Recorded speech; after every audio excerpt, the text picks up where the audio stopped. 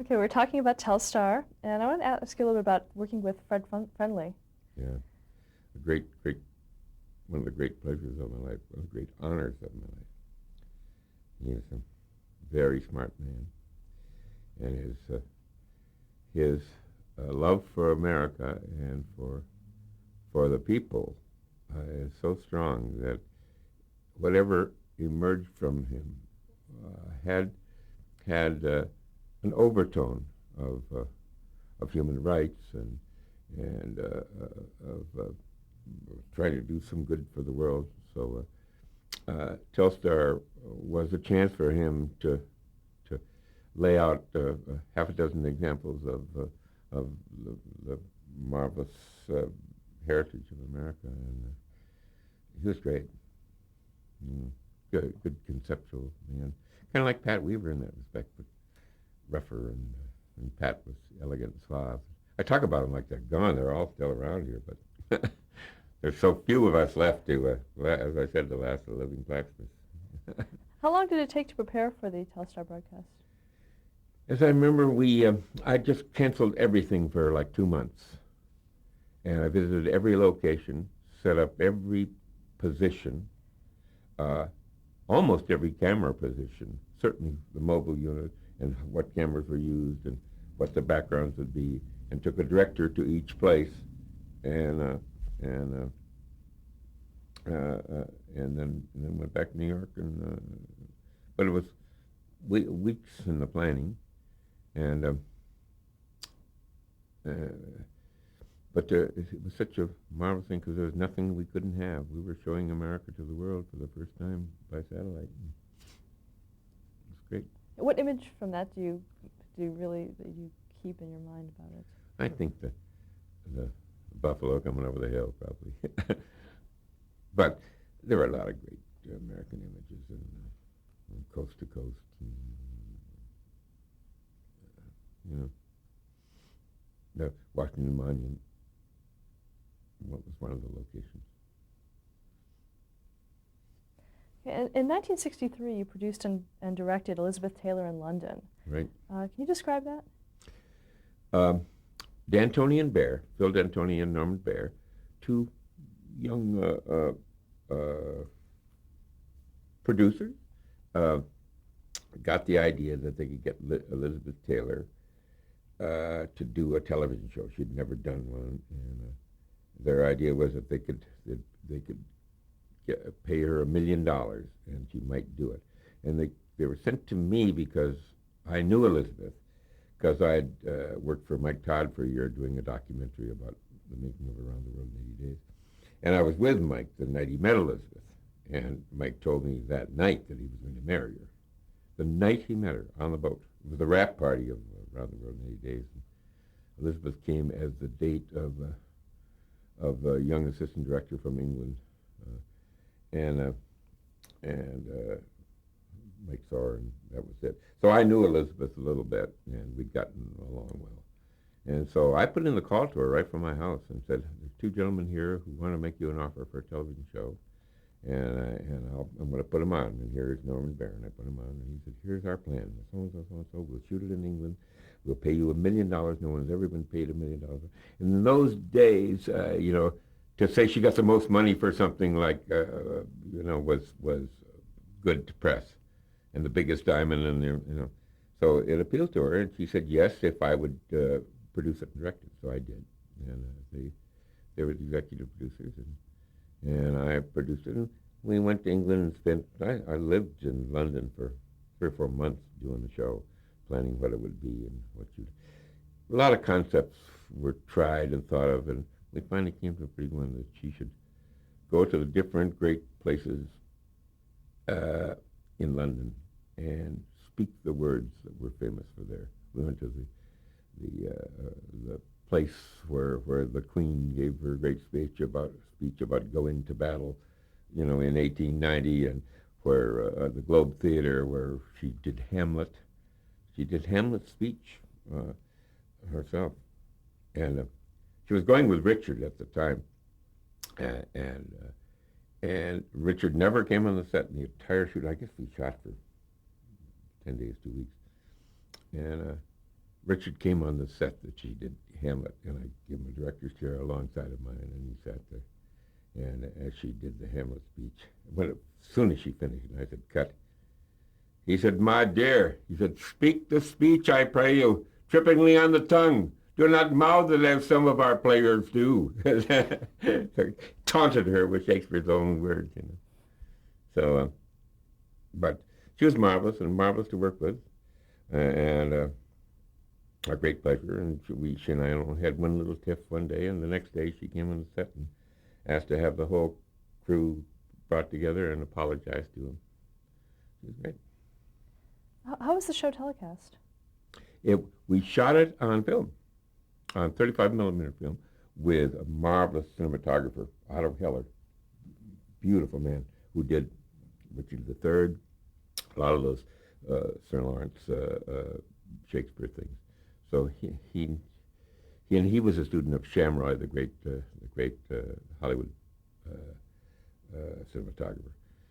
And so she was just so richly lit and photographed with soft lenses and gauzes with holes burned in them with cigarettes and so forth to give every bit of her beauty the greatest display. You know, she was really exquisite.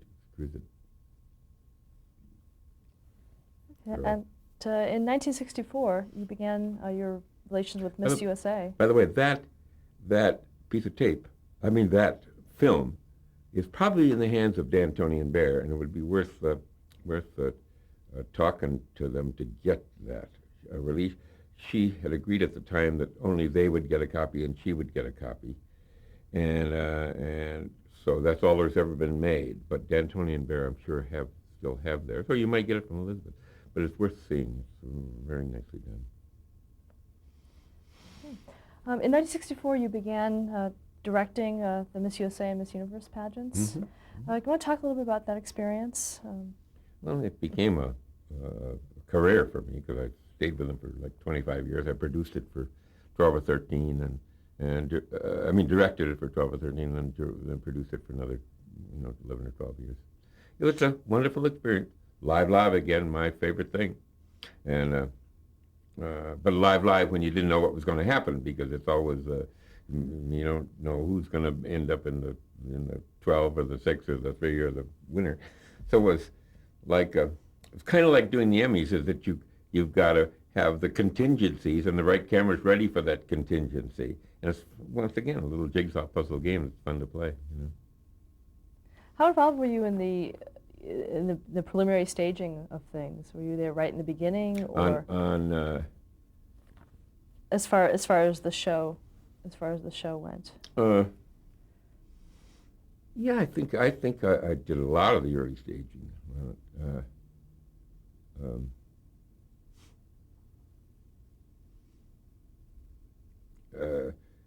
The thing is that it had been a sports event before I did it in '64. It was directed by a famous sports director and covered like a sports event. But I felt it could be something better. And once again, my producer was Charlie Andrews, and you must talk to him. He's a whimsical, witty, marvelous guy. And we thought we could make it something more beautiful, that it had to have wonderful scenery and had to have perfect lighting, and that these young ladies deserved to be shown at their best instead of sweaty and ill lit and haphazardly photographed and so forth. So I took it upon myself to make that happen, and I kind of invented a way. You never knew where somebody was going to be, so I invented discs that were about 18 inches in diameter, and I'd put them places. And because the girls didn't know where they were supposed to go if they were picked one of the semifinalists, there was a disc there, and they knew, go to that. And so the stage managers in between each act would rearrange the disc for the next segment and so forth. So even though you didn't know who the girl would be who would arrive there, she might be Miss Hawaii and she might be Miss Ohio, or she might be Miss Switzerland or Miss Venezuela in the universe. At least we knew where she would be, so she could be well lit and well photographed, and have a beautiful background and so forth. So I turned it into a kind of more beautiful thing than that sporting event that it used to be.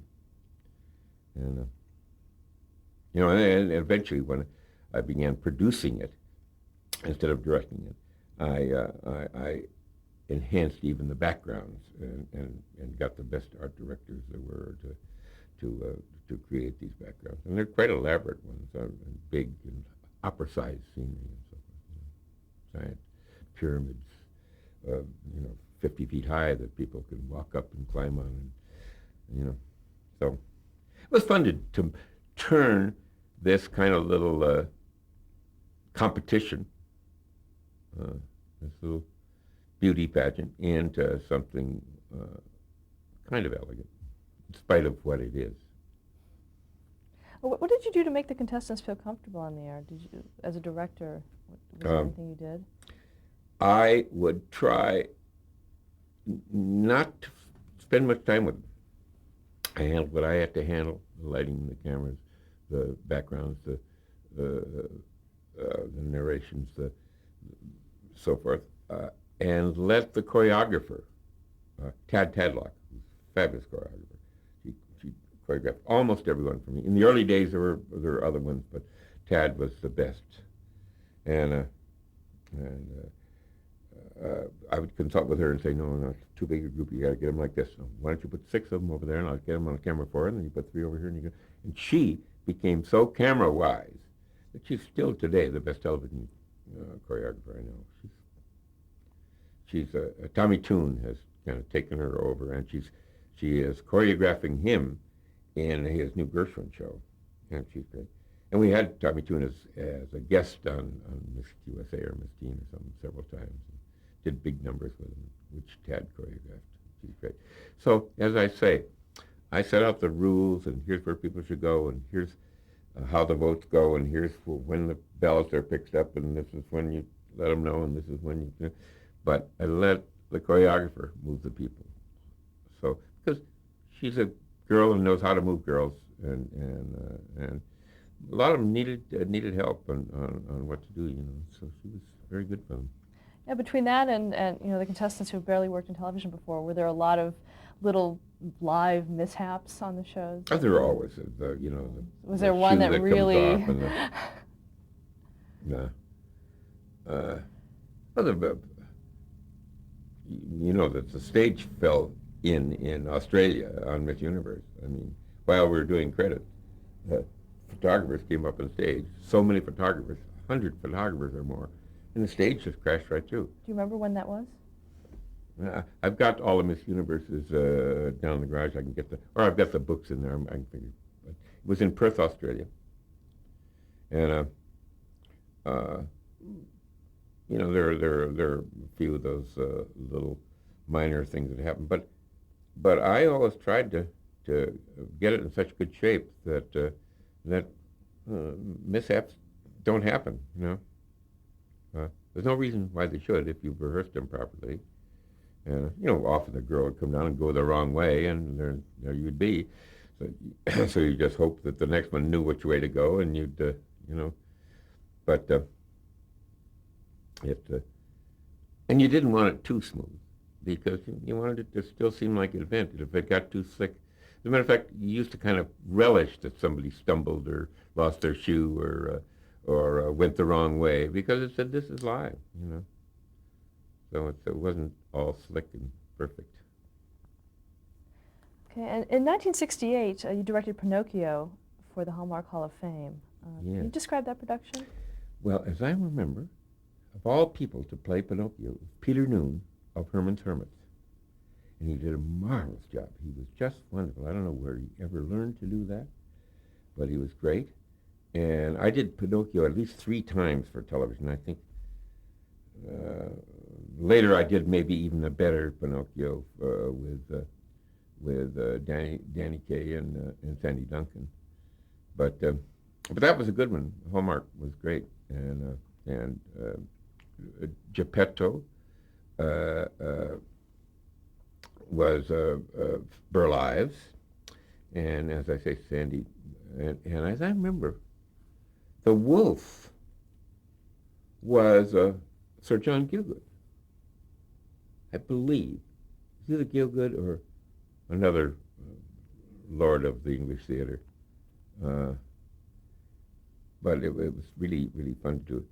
Oh, and several other cameos in the roles of the cat and so forth. Was it a live telecast? No, no. It was taped in segments.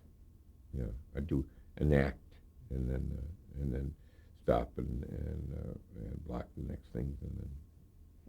Who produced that show? I think one of the two brothers, songwriters.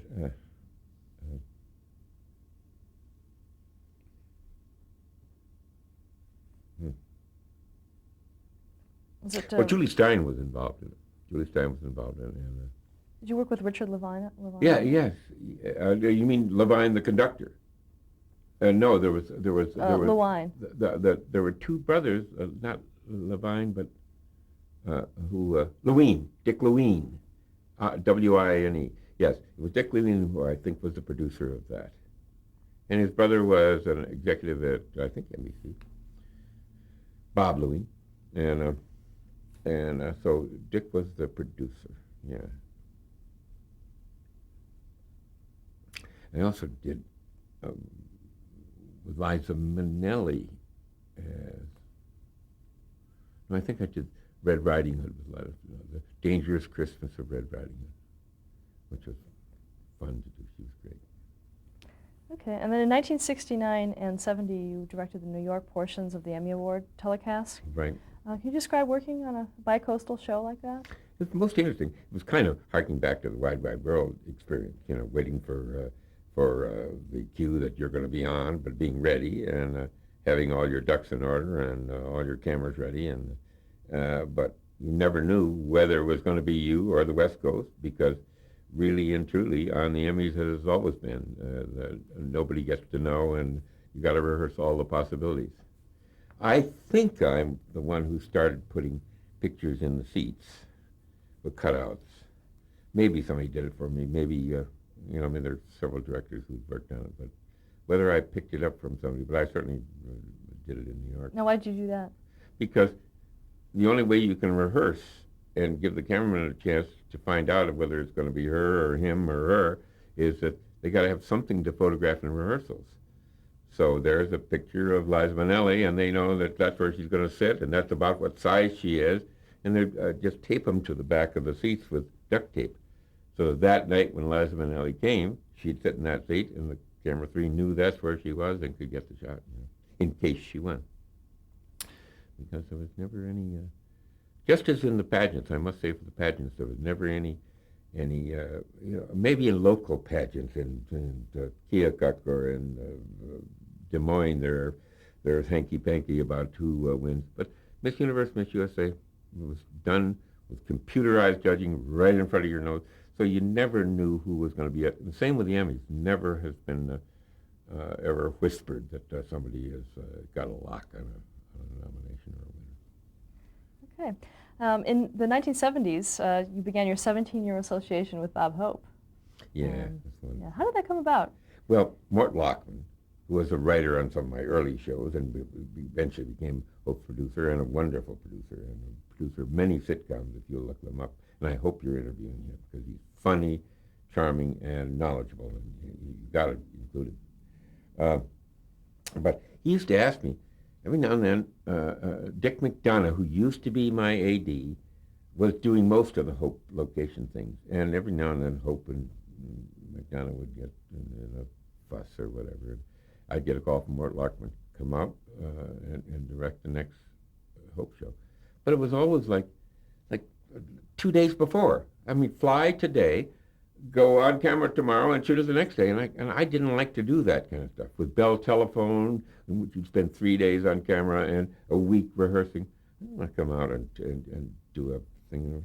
So I refused him several times, like 4 or 5 times. And finally he said, you must come. I got nobody that I can get who can do it, and you got to do me a favor. So I came and did it. And that's when I discovered, hey, that's the way that show always is.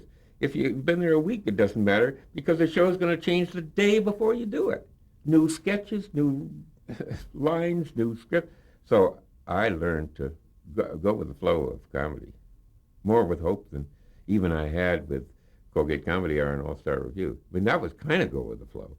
But with Hope, it's like changes right up to the last minute. So it's like learn to wing it. It was kind of a different thing for me, for a fellow who would always plan things carefully, my Clark Jones training, and So it was kind of fun to do, and I got to like it. And I traveled all over the world with Bob to every aircraft carrier in the world, in the Far East, and the Persian Gulf, and Beirut, and air bases all over the world, and traveling in C-119s and helicopters from ship to ship and so forth. It was kind of fun to do. Supposedly, we got to Beirut for one of the Christmas shows, and we got off the plane, and Hope says, Persian Gulf. He said, I thought the Secretary of Defense said Persian Gulf. so he said. Describe your relationship with Bob Hope.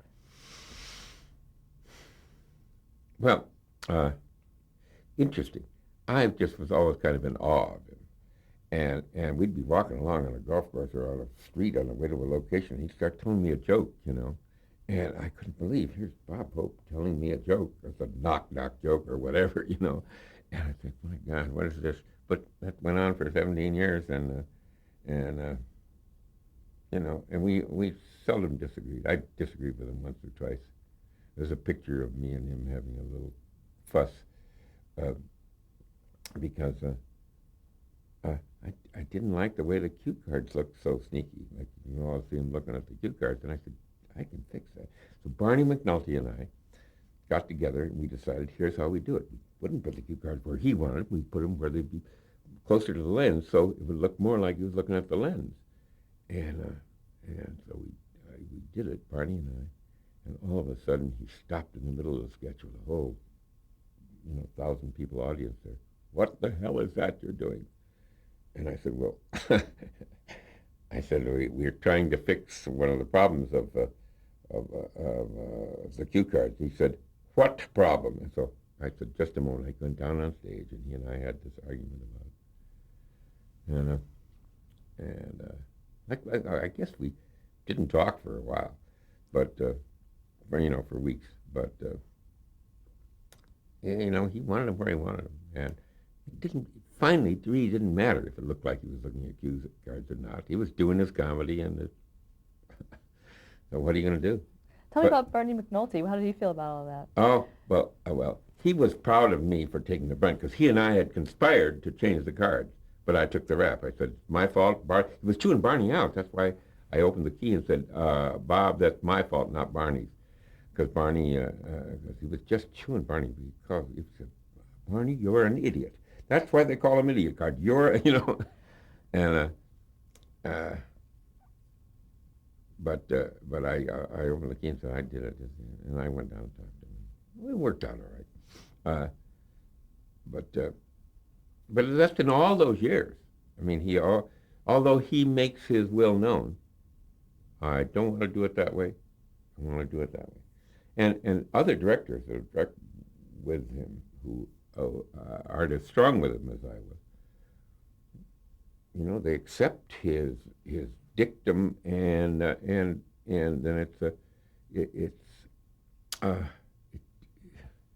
for example, there was a shot in Hawaii. I wasn't there, but I heard about it.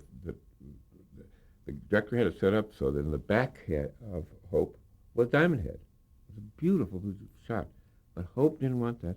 He wanted to see Diamond Head himself. So they took a break, turned all the cameras on, and whatever was back there is what they shot, some hotel or something, but Diamond Head's out there so that Hope could see Diamond Head.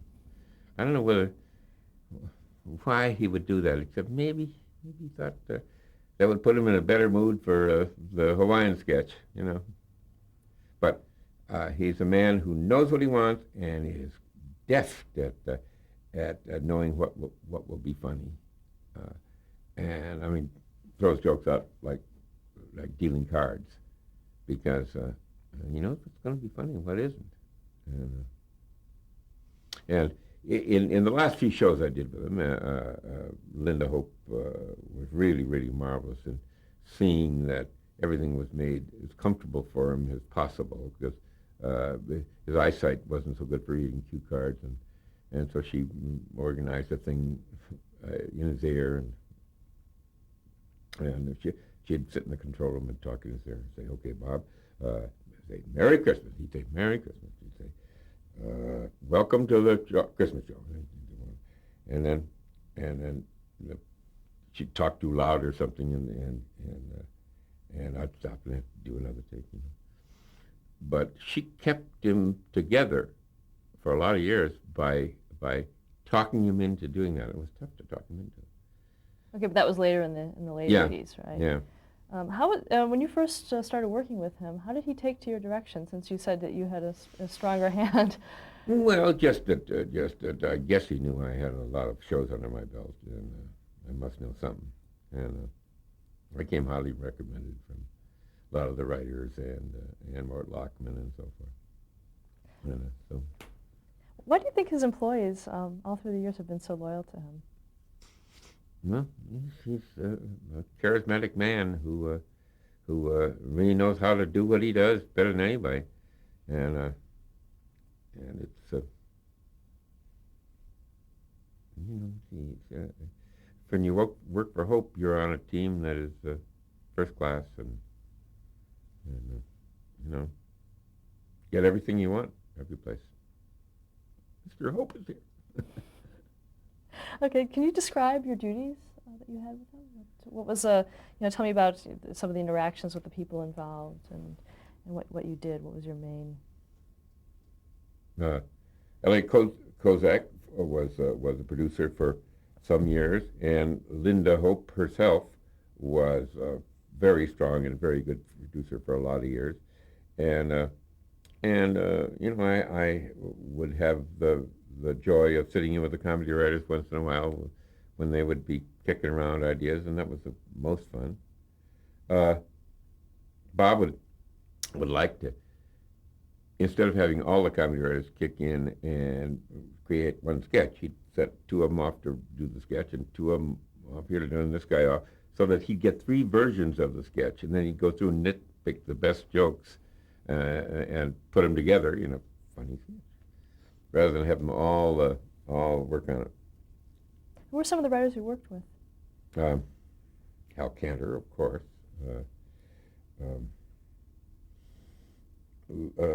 Lester Rapp, Lester White and Johnny Rapp. Seaman Jacobs.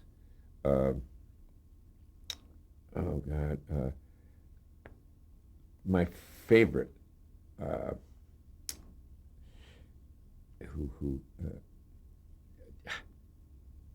trying to think. He's written several books on comedy. Gene Perrette. God, he was wonderful. Yeah, he was. Oh, you could wake up Gene Perrette at 2 o'clock in the morning and say, "I need a line about a handkerchief." Well, Don's gonna blow your nose, and go back to sleep and Hope would use it the next day.